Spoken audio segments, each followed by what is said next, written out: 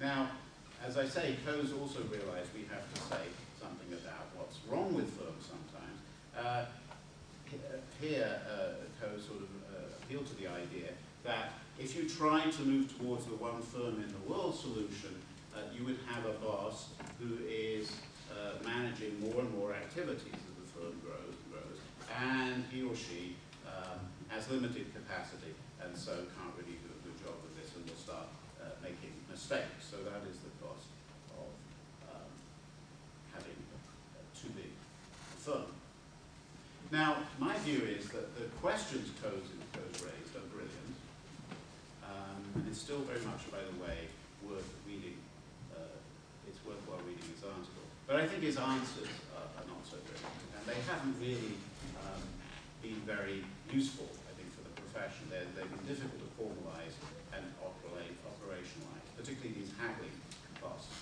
So yes, let me actually divide his answers into two. I think his cost of using the market, haggling cost, that makes some intuitive sense, but it's been hard to formalize or operationalize. And the cost of using the firm that he talks about, which is the cost of an overloaded boss making mistakes, is hard to take too seriously because why can't the boss simply hire an assistant to help him or her out? I mean, I don't have to do everything myself. There are ways of growing firms so that you can sort of delegate responsibilities and so on. And Coase really doesn't have too much to say about that. Another thing about Coase's view of the world is that somehow inside the firm there's peace because one person is just telling everybody else what to do. But as we all know from personal experience, argument and controversy and dissension and political activity can take place inside firms. It may not be, as well as some bargaining, but even if it's not in the form of bargaining, things are not totally smooth inside firms the way Coase seem to suggest. As I sort of suggested at the beginning, Coase isn't interested, has never been interested in formal modeling, and I think that's made life very hard for his followers because, as economists, that's the way we work.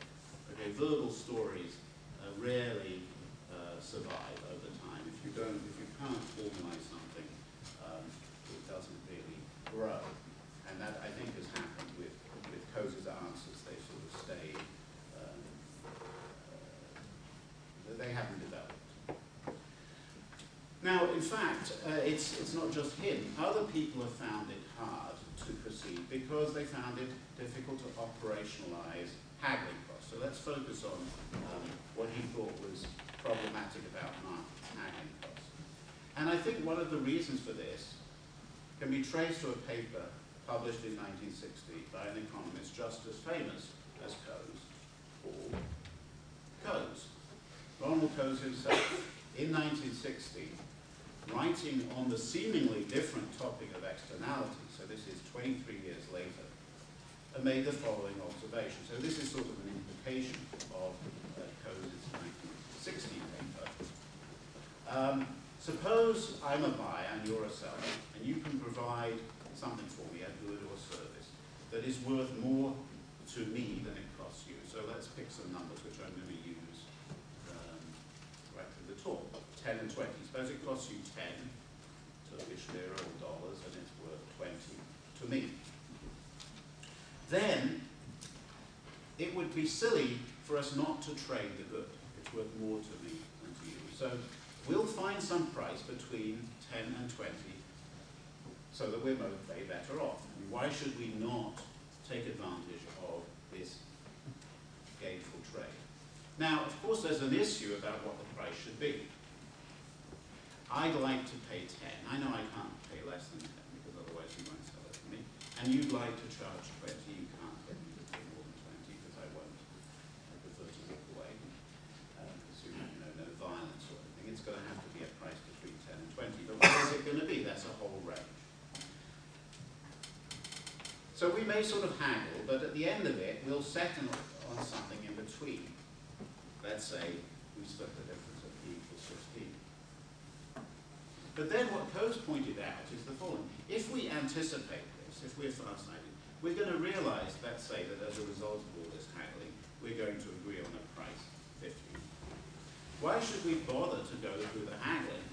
Why don't we just go straight to the end result and say, you know, let's not argue, let's just agree on P equals 15 from the beginning.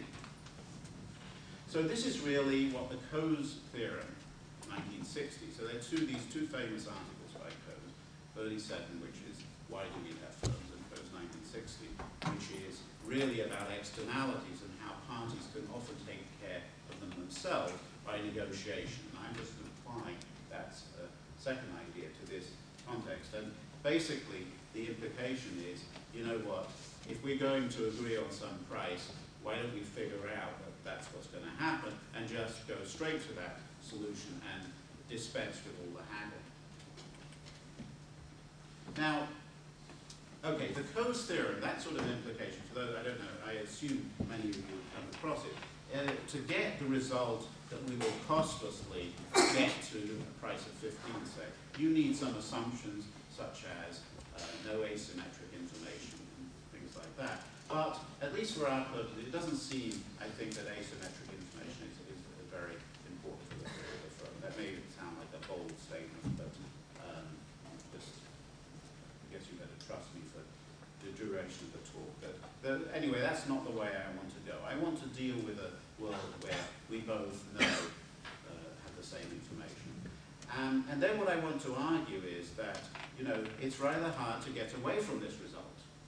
But this is Coase 1960 providing a big problem for Coase 1937, because it's sort of saying, in simple setting, it's not really clear why we have haggling. We may think we do when we look at the world, but as far as simple theory is concerned, it's not obvious why we can't negotiate our way around the haggling and just say, let's split the difference and be done with it in the twinkling of an eye.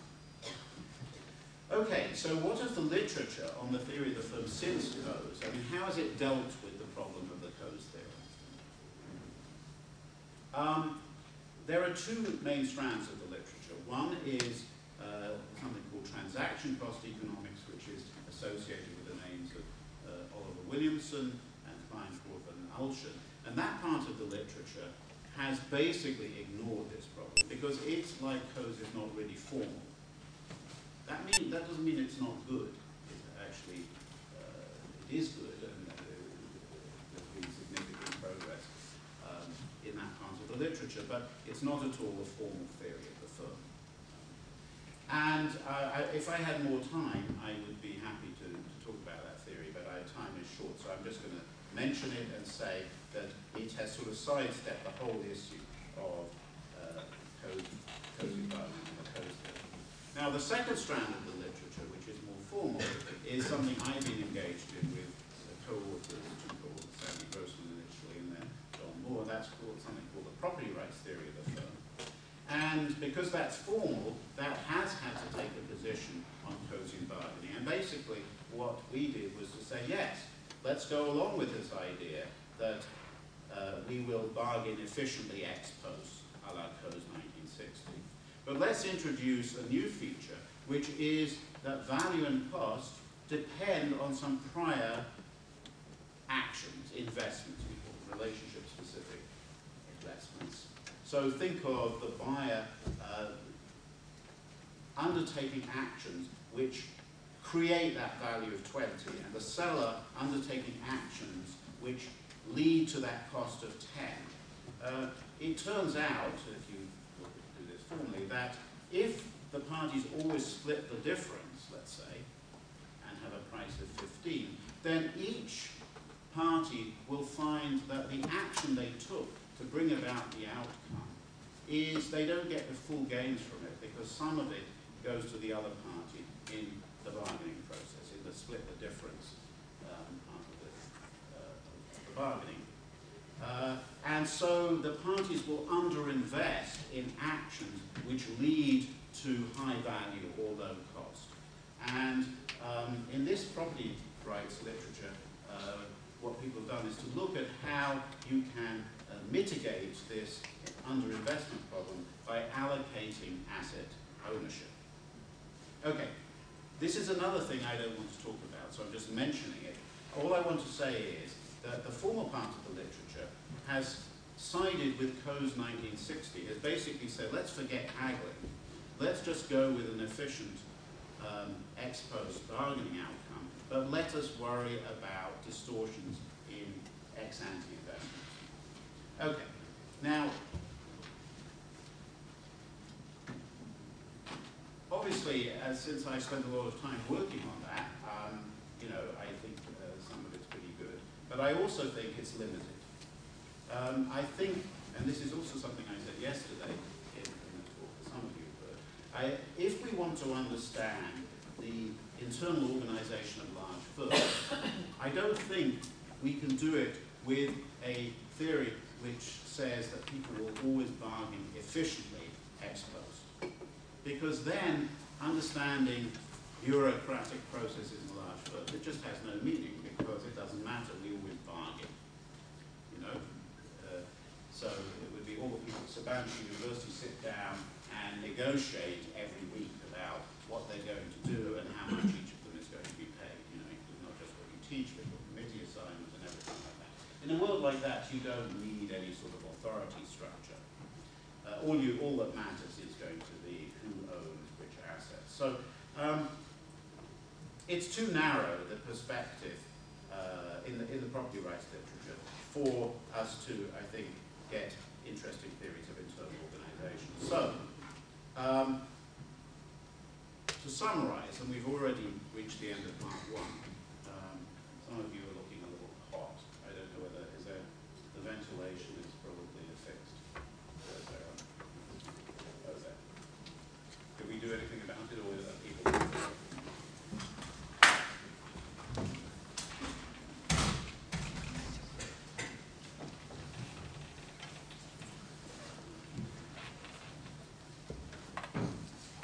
Basically, what I want to conclude from this rather summary of the literature is that I think to make progress, we have to move back from Coase 1960 in the direction of Coase 1937. We need to bring back something that looks like haggling costs, so that we don't always get ex post efficient outcomes through bargaining.